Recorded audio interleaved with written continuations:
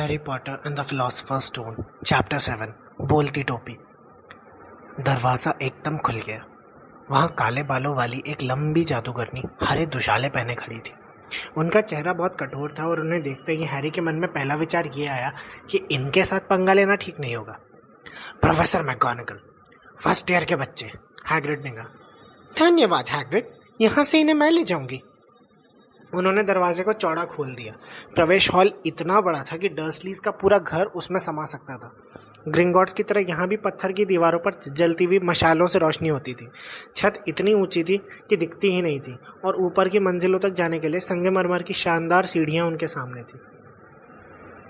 सख्त पत्थर के फर्श पर वो लोग प्रोफेसर मैगोनागल के पीछे पीछे चल दिए। दाईं तरफ के दरवाजे से हैरी को सैकड़ों हल्की हल्की आवाज़ें सुनाई दे रही थी। लगता था स्कूल के बाकी बच्चे वहाँ पहले ही पहुँच गए थे, पर प्रोफेसर मैगोनागल फर्स्ट ईयर के बच्चों को हॉल में नहीं ले गई, बल्कि हॉल के पास वाले एक छोटे खाली कमरे में खड़ा कर दिया। वो एक दूसरे से सटकर खड़े थे और परेशानी की हालत में यहाँ वहाँ ताक रहे थे। आमतौर पर वो इतने पास पास खड़े नहीं हुए होते जितने पास इस समय थे। हॉगवर्ट्स में आपका स्वागत है, प्रोफेसर मैगोनागल ने कहा। सत्र की शुरुआती दावत जल्द ही शुरू होने वाली है, पर इससे पहले कि आप लोग बड़े हॉल में जाकर अपनी सीट पर बैठें, आपको अपने हाउस में चुना जाएगा। ये बहुत ज़रूरी है, क्योंकि जब तक आप यहाँ रहेंगे, आपका हाउस हॉगवर्ट्स में आपके परिवार की तरह होगा।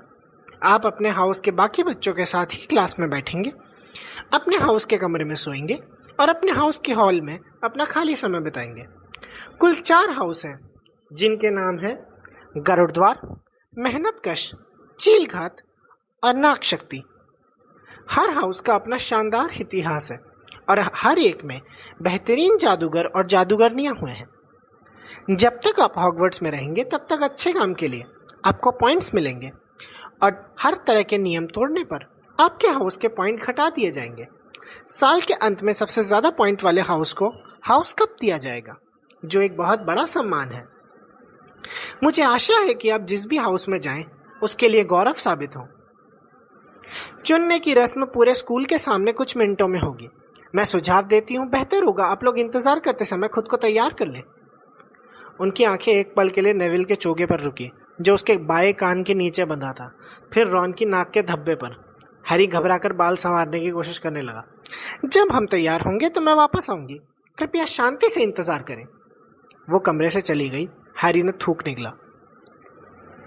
हमें हाउस के लिए कैसे चुना जाएगा? उसने रॉन से पूछा। मुझे लगता है किसी तरह का इम्तिहान होता होगा। फ्रेड ने कहा था इसमें बहुत दर्द होता है, पर मुझे नहीं लगता कि वो सीरियसली कह रहा था। हैरी का दिल धक रह गया। इम्तिहान, वो भी पूरे स्कूल के सामने?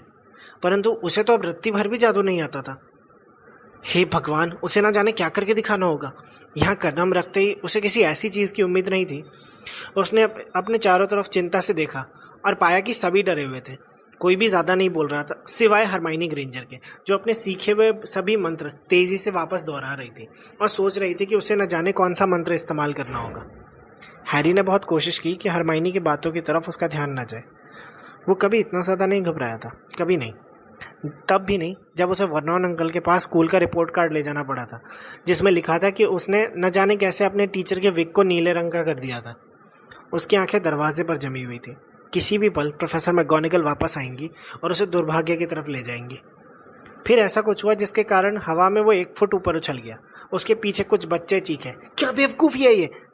उसने जोर से सांस ली। उसके आसपास खड़े बच्चों ने भी ऐसा ही किया। लगभग 20 सफ़ेद भूत पिछली दीवार से तैरते हुए अंदर आ गए। मोती की तरह सफ़ेद और कुछ हद तक पारदर्शी भूत कमरे में तैरते हुए एक दूसरे से बातें कर रहे थे और फर्स्ट ईयर के बच्चों की तरफ उनका ध्यान नहीं गया था। वो आपस में बहस कर रहे थे। एक सन्यासी जैसा दिखने वाला मोटा और नाटा भूत कह रहा था, मैं तो यही कहूँगा कि माफ़ करो और भूल जाओ, हमें उसे एक मौका देना चाहिए। मेरे प्यारे सन्यासी, क्या हमने पीव्स को वो सारे मौके दे नहीं दिए जो उसे मिलने चाहिए थे? वो हम सब का नाम बदनाम करता है और आप तो जानते ही हैं वो सचमुच भूत भी नहीं थे। मैं तो यही कहूँगा कि तुम लोग यहाँ क्या कर रहे हो? स्कार्फ और चुस्त कपड़े पहने एक भूत ने अचानक फर्स्ट ईयर के विद्यार्थियों को देख लिया था। किसी ने जवाब नहीं दिया। नए विद्यार्थी होंगे, मोटे सन्यासी ने कहा और उनकी तरफ देखकर मुस्कुराया। मुझे लगता है तुम्हें हाउसेस में चुना जाने वाला है ना? कुछ बच्चों ने सहमति में सिर हिलाया। सन्यासी ने कहा, मुझे उम्मीद है मेहनत कश में तुम में से किसी से मुलाकात होगी, मेरा पुराना हाउस।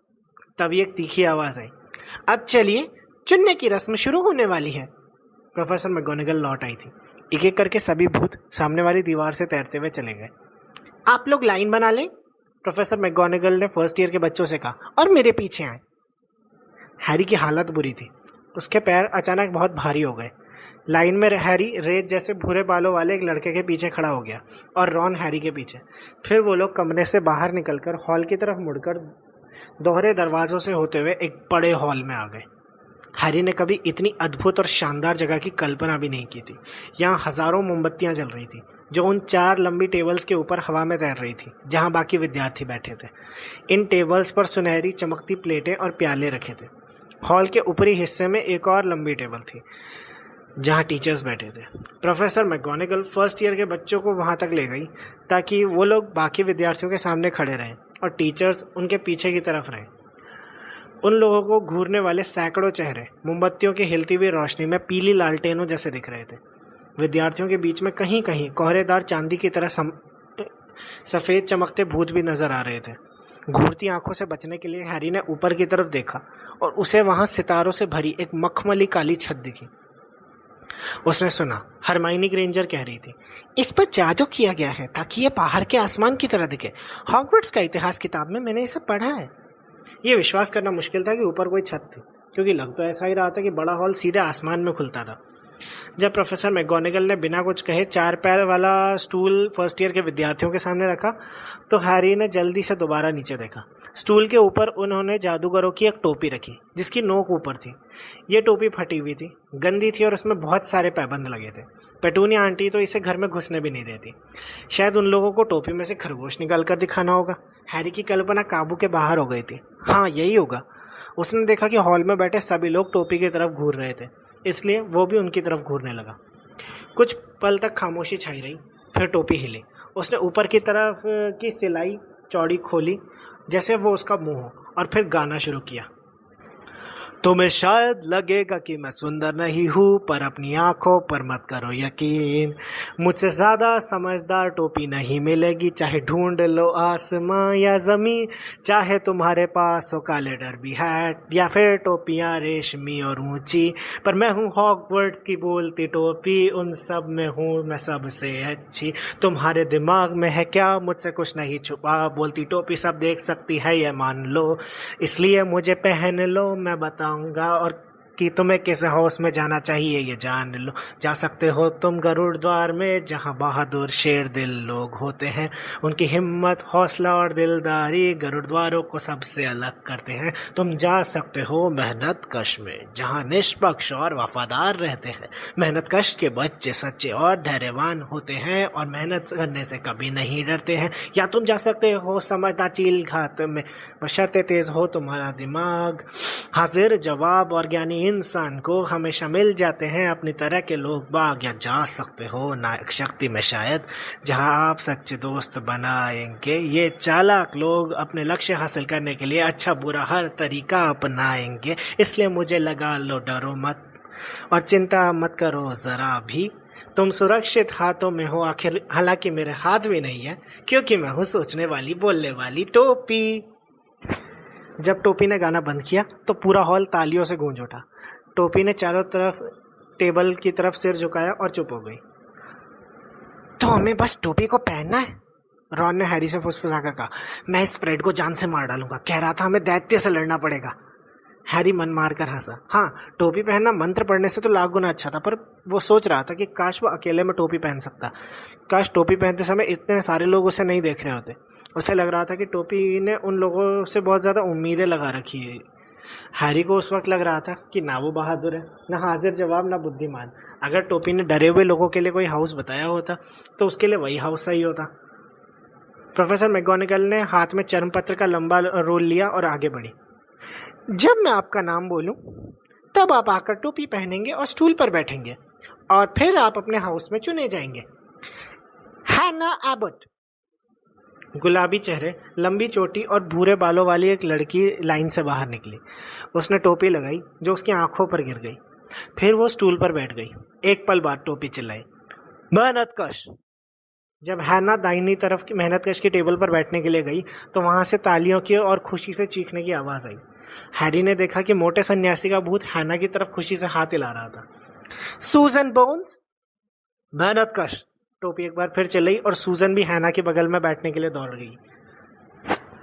टेरी बूट, चीलघात। इस बार बाईं तरफ से दूसरी टेबल पर तालियां बजने की आवाज आई।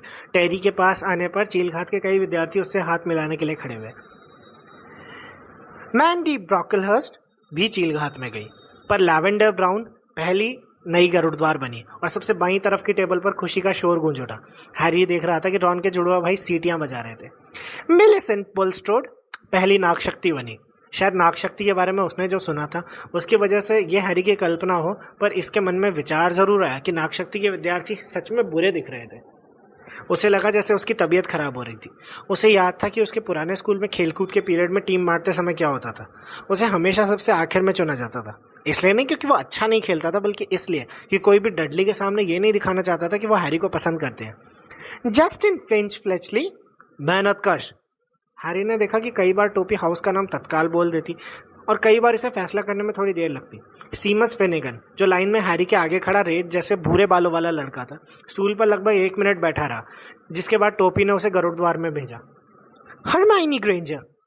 हरमाइनी लगभग दौड़ती हुई स्टूल तक गई और उसने उत्सुकता से टोपी अपने सर पर लगा ली। गरुड़द्वार, टोपी चिल्लाई। रॉन के मुंह से आह निकल गई। हैरी के मन में एक भयानक विचार आया, क्योंकि जब कोई बहुत घबराया होता है तो उसके मन में हमेशा भयानक विचार ही आते हैं। क्या होगा अगर उसे चुना ही न जाए? क्या होगा अगर वो टोपी को अपनी आंखों के सामने लगाकर बैठा ही रहे और फिर प्रोफेसर मैगोनागल उसके सिर से टोपी हटाकर कहे कि कोई गलती हुई है और उसे ट्रेन में बैठाकर घर रवाना कर दे? जब मेंढक घुमाने वाले लड़के नेविल लॉन्गबॉटम का नाम लिया गया तो वो स्टूल तक जाते समय वहीं सीढ़ियों पर गिर पड़ा। टोपी को नेविल के बारे में फैसला करने में बहुत समय लगा। जब वो आखिरकार चिल्लाई, गरुड़द्वार, तो नेविल इसे उतारे बिना ही दौड़ पड़ा। फिर हंसी के फंवारों के बीच वो वापस लौटा और उसने टोपी मैरैक मैकडिगल को दे दी। जब मैल्फॉय का नाम पुकारा गया तो वो अकड़ते हुए आगे आया और उसकी इच्छा तत्काल पूरी हो गई। टोपी ने उसके सिर को छुआ ही था कि वो चीख पड़ी, नाग शक्ति। मैल्फॉय अपने दोस्तों क्रैब और गोयल के पास बैठने चला गया। वो बहुत खुश दिख रहा था। अब ज्यादा लोग नहीं बचे थे। मून, नॉट, पर्किंसन, फिर जुड़वा बहनों की जोड़ी पाटिल और पाटिल, फिर सैली एंड पर्क्स और फिर आखिरकार हैरी पॉटर। जब हैरी आगे गया तो अचानक लोग फुसफुसाने लगे। पूरे हॉल में आग सुलगने जैसी हल्की हल्की आवाजें सुनाई देने लगी। क्या कहा? पॉटर? Harry Potter? हैरी ने टोपी को अपनी आंखों के ऊपर गिराने से पहले जो आखिरी दृश्य देखा वो ये था कि हॉल के लोग उसे ठीक से देखने के लिए गर्दन ऊंची कर रहे थे। अगले पल वो टोपी के काले अंदरूनी हिस्से को देख रहा था और वो इंतजार करने लगा। उसके कान में एक धीमी आवाज ने कहा, मुश्किल है, बहुत मुश्किल है, काफी हिम्मत दिखती है, दिमाग भी तेज है तुम्हारा, बहुत हुनर है तुम में, और हाँ हे भगवान, हाँ अपनी पहचान बनाने का इरादा भी है। ये बहुत ही दिलचस्प है। हम तो कहाँ रखूं तुम्हें? हैरी ने स्टूल के कोनों को पकड़ा और सोचा, नागशक्ति नहीं, नागशक्ति नहीं, नागशक्ति नहीं, धीमी आवाज ने कहा। पक्का? सोच लो, महान बन सकते हो तुम, और महान बनने के सारे लक्षण हैं तुम में, और नागशक्ति महान बनने में तुम्हारी मदद करेगा, इसमें कोई शक नहीं। नहीं नहीं, ठीक है, तुम यही चाहते हो तो तुम्हारा हाउस होगा गरुड़द्वार। हैरी ने सुना कि टोपी ने आखिरी शब्द पूरे हॉल के सामने चिल्लाकर बोला था। उसने अपनी टोपी उतारी और कांपते कदमों से गरुड़द्वार की टेबल की तरफ बढ़ गया। चुन लिए जाने और नागशक्ति में न जाने पर उसे इतनी ज़्यादा राहत मिली कि उसका ध्यान इस तरफ नहीं गया कि उसके चुने जाने पर सबसे ज़्यादा तालियां बज रही थी। प्रीफेक्ट पर्सी उठा और उसने हैरी से उत्साह से हाथ मिलाया, जबकि वीजली भाई चिल्लाए, हमें पॉटर मिल गया, हमें पॉटर मिल गया। हैरी उस स्कार्फ पहने भूत के सामने बैठ गया जिसे वो देख चुका था। भूत ने उसकी बांह थपथपाई और हैरी को ऐसा लगा जैसे उसने अपना हाथ बर्फ के पानी से भरी बाल्टी में डाल दिया हो। अब वो ऊंची टेबल को ठीक से देख सकता था। उसके सबसे करीब वाले कोने पर हैग्रिड बैठा था। हैरी और हैग्रिड की आंखें जब मिली तो हैग्रिड ने थम्स अप करके उसे बधाई दी। हैरी भी जवाब में मुस्कुराया और वहाँ ऊंची टेबल पे के बीचों बीच एक बड़ी सुनहरी कुर्सी पर एल्बस डम्बलडोर बैठे थे। हैरी ने उन्हें एकदम से पहचान लिया क्योंकि वो ट्रेन में चॉकलेट मेंढक वाले कार्ड में उनकी फोटो देख चुका था। डम्बलडोर के चांदी जैसे बाल पूरे हॉल में इकलौती ऐसी चीज थे जो भूतों जितने चमकते थे। हैरी ने प्रोफेसर क्विरल यानी उस घबराए हुए युवक को भी पहचान लिया जिनसे वो रिश्ती कढ़ाई में मिल चुका था, पर बड़ी बैंगनी रंग की पगड़ी में वो बड़े अजीब दिख रहे थे। और अब चुने जाने के लिए 3 ही लोग बचे थे। लीरा टर्पिन चीलघाट में गई और फिर रॉन की बारी आई। रॉन का चेहरा अब तक पीला हरा हो चुका था। हैरी ने टेबल के नीचे अपनी उंगलियां आपस में बांध ली और 1 सेकंड बाद ही टोपी बोली, गरुड़द्वार। जब रॉन उसके पास वाली कुर्सी में बैठा तो बाकी लोगों के साथ हैरी ने भी जोर जोर से तालियां बजाई। बहुत अच्छे रॉन, शाबाश, पर्सी वीजली ने बड़प्पन से कहा। फिर ब्लेज ज़ैबिनी को नागशक्ति के लिए चुना गया। प्रोफेसर मैगोनागल ने चर्मपत्र का रोल मोड़ा और बोलती टोपी उठाकर ले गई। हैरी ने अपनी सुनहरी खाली प्लेट की तरफ देखा। उसे अब जाकर ध्यान आया कि वो कितना भूखा था। उसे लग रहा था जैसे वो कद्दू के पेस्ट्रीज को खाए हुए सदियां बीत चुकी थी। तभी डम्बलडोर खड़े हुए। वो विद्यार्थियों की तरफ देखकर मुस्कुरा रहे थे। उनकी बाहें चौड़ी खुली थी, जिसे उन लोगों को देखने से बढ़कर खुशी दुनिया में और दूसरी कोई हो ही नहीं सकती। स्वागत है, उन्होंने कहा। हॉगवर्ट्स में नए साल में आप सभी का स्वागत है। इससे पहले कि हम लोग दावत शुरू करें, मैं कुछ शब्द कहना चाहूंगा। निटविट, ब्लबर, ऑडमेंट, ट्वीक। धन्यवाद। वो बैठ गए। सबने खुश होकर तालियां बजाई। हैरी की समझ में नहीं आया कि हंसना चाहिए या नहीं। क्या वो थोड़े से पागल है? हैरी ने पर्सी से दुविधा में पूछा। पागल? पर्सी ने कहा। वो जीनियस है, दुनिया के सबसे बेहतरीन जादूगर, पर हाँ थोड़े सठियाए हुए हैं। मैश पोटैटोज लोगे हैरी? हैरी का मुंह खुला रह गया। उसके सामने की प्लेट्स अब खाने से भरी हुई थी। उसने इतनी सारी मनपसंद चीज़ें एक साथ टेबल पर कभी भी नहीं देखी थी। Roasted beef, roasted chicken, pork chops, lamb chops, कबाब, बेकन, स्टेक, उबले आलू, भुने आलू, चिप्स, यॉर्कशायर पुडिंग, मटर, गाजर, ग्रेवी, केचप और किसी अजीब कारण से मिंट कैंडीज। डर्सली परिवार हैरी को पूरी तरह से भूखा तो नहीं रखता था, पर उसे उसकी पसंद का खाना नहीं मिल पाता था। हैरी को जो चीज़ सचमुच चाहिए होती थी उसे हमेशा डडली ले लेता, चाहे उसे खाने के बाद वो बीमारी क्यों ना पड़ जाए। हैरी ने अपनी प्लेट में मिंट कैंडी को छोड़कर बाकी सभी चीज़ें थोड़ी थोड़ी ले ली और खाने पर टूट पड़ा। सब कुछ बहुत स्वादिष्ट था।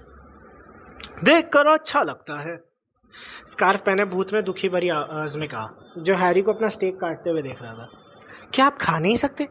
मैंने पिछले 400 सालों से कुछ नहीं खाया, भूत ने कहा। जाहिर है इसकी जरूरत नहीं है, पर इसकी कमी तो अखरती है। मुझे नहीं लगता मैंने अपना परिचय दिया है। सर निकोलस डेमेम्सी पॉर्पिंगटन, गरुड़द्वार टावर का भूत।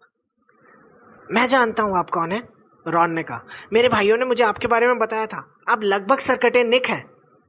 मैं चाहूंगा कि सर निकोलस डेमेम्सी पॉर्पिंगटन के नाम से ही बुलाओ, भूत ने थोड़ा तनकर कहा।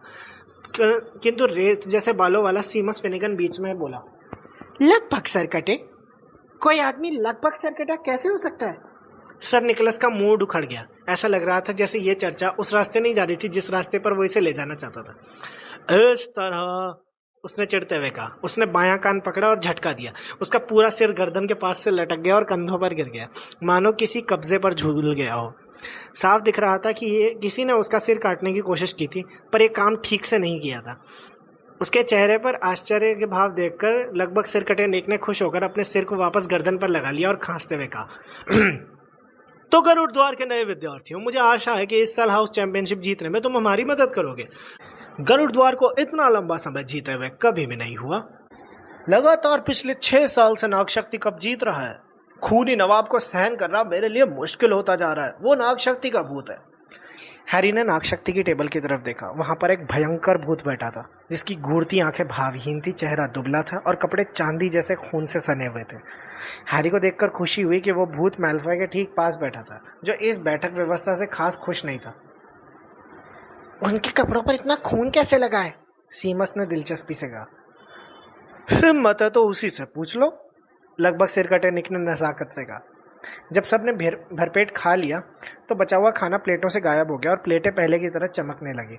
एक पल बाद ही पुडिंग सामने आ गई। हर स्वाद की आइसक्रीम थी, apple pie, treacle pastry, chocolate eclairs और jam donuts, sponge cake, strawberry, jelly, rice pudding.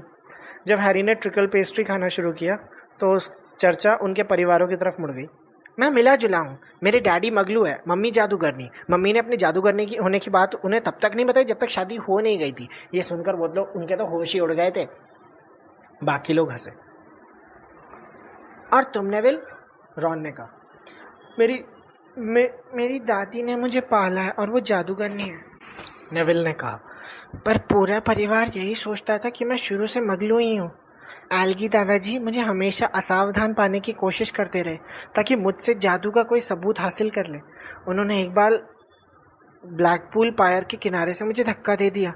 मैं तो डूब ही गया था, पर तब तक कुछ भी नहीं हुआ जब तक मैं 8 साल का नहीं हो गया। एक दिन एल्गी दादाजी चाय पर घर आए थे और उन्होंने मेरे पैर पकड़कर मुझे ऊपर वाली मंजिल की खिड़की से उल्टा लटका दिया। तभी एनिट दादी ने उन्हें खाने के लिए केक दिया। उनका ध्यान भटक गया और उन्होंने मुझे नीचे गिरा दिया। पर मैं तैरता हुआ नीचे पूरे बगीचे और सड़क तक गया, कुछ भी नहीं हुआ। वो लोग सचमुच बहुत खुश थे। दादी तो इतनी खुश थी कि रोने लगी। और जब मुझे चिट्ठी मिली थी तो उनके चेहरे देखने लायक थे। वो सोच रहे थे कि मुझ में यहाँ आने जितना जादू नहीं था। एल्गी दादाजी इतने खुश हुए कि उन्होंने मुझे ये मेंढक दिलाया। हैरी के दूसरी तरफ पर्सी वीजली और हरमाइनी पढ़ाई के लिए कुछ बात कर रहे थे। मुझे आशा है वो लोग तत्काल पढ़ाई शुरू कर देंगे। सीखने को कितना कुछ है। मेरी रुचि खास तौर पर रूपांतरण में है। किसी चीज़ को किसी दूसरी चीज़ में बदलना कितना अच्छा है ना। जाहिर है बहुत कठिन समझा जाता है इसे। शुरुआत में छोटी छोटी चीज़ें सिखाई जाएगी, जैसे माचिस की तीली को सुई में बदलना है और इसी तरह की।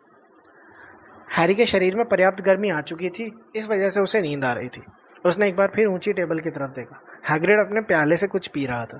प्रोफेसर मैगोनिगल प्रोफेसर डम्बलडोर से बातें कर रही थी। अजीबोगरीब पगड़ी पहने प्रोफेसर क्विरल के एक टीचर से बात कर रहे थे। उस टीचर के बाल काले और चिपचिपे थे, नाक मुड़ी हुई थी और चमड़ी एकदम पीली थी। आउच! हैरी ने अपने हाथ से अपना सिर पकड़ लिया। क्या हुआ? पर्सी ने पूछा। कुछ नहीं। दर्द जिस तरह आया था उसी तरह चला भी गया, पर टीचर की नज़रों से हैरी को जो एहसास हुआ था उसे दूर हटाना आसान नहीं था। एक एहसास कि वह हैरी को कतई पसंद नहीं करते थे। प्रोफेसर क्विरल से जो टीचर बात कर रहे हैं वो कौन है? उसने पर्सी से पूछा। अच्छा, तो तुम क्विरल को पहले से ही जानते हो? कोई हैरानी नहीं कि वो इतने घबराए हुए हैं, क्योंकि वो प्रोफेसर स्नेप से बात कर रहे हैं। वो जादुई काढ़े का विषय पढ़ाते हैं, पर वो ये नहीं पढ़ाना चाहते। सबको मालूम है कि वो क्विरल की जगह गुप्त कलाओं से रक्षा पढ़ाना चाहते हैं। गुप्त कलाओं के बारे में स्नेप को बहुत ज़्यादा ज्ञान है। हैरी ने कुछ समय तक स्नेप को देखा, पर स्नेप ने दोबारा उसकी तरफ नहीं देखा। और फिर अंत में पुडिंग्स भी गायब हो गई और प्रोफेसर डम्बलडोर फिर खड़े हुए। हॉल में खामोशी छा गई। अच्छा, जब हमने खा पी लिया है तो मैं कुछ कहना चाहूँगा। साल के शुरू में मैं आपको कुछ बातें बताना चाहता हूँ। फर्स्ट ईयर के बच्चे ये ध्यान रखें कि अंधेरे जंगल में किसी छात्र का जाना मना है, और हमारे कुछ सीनियर विद्यार्थी भी ये बात ध्यान रखें तो बेहतर ही होगा। डम्बलडोर की चमकती आंखें वीजली भाइयों की दिशा में मुड़ गई। हमारे चौकीदार मिस्टर फिल्च ने मुझसे कहा है कि मैं आप सभी को याद दिला दूं कि कक्षाओं के बीच में गलियारों में जादू करना मना है।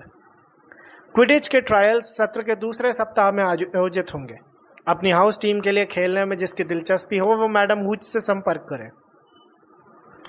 और अंत में मैं आपको ये बताना चाहता हूँ कि इस साल तीसरी मंजिल के दाहिने हिस्से के गलियारे में जाना मना है, हर उस इंसान के लिए जो एक दर्दनाक मौत नहीं मरना चाहता। हैरी हंसा, पर वो उन गिने चुने लोगों में से ही था जिन्होंने ऐसा किया। एक मिनट, वो सीरियसली ऐसा कह रहे हैं? उसने पर्सी के कान में कहा।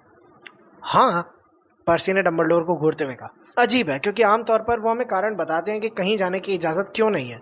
सब जानते हैं जंगल में खतरनाक जानवर रहते हैं। मुझे लगता है कि कम से कम उन्हें प्रीफेक्ट्स को तो ये कारण बताना चाहिए था।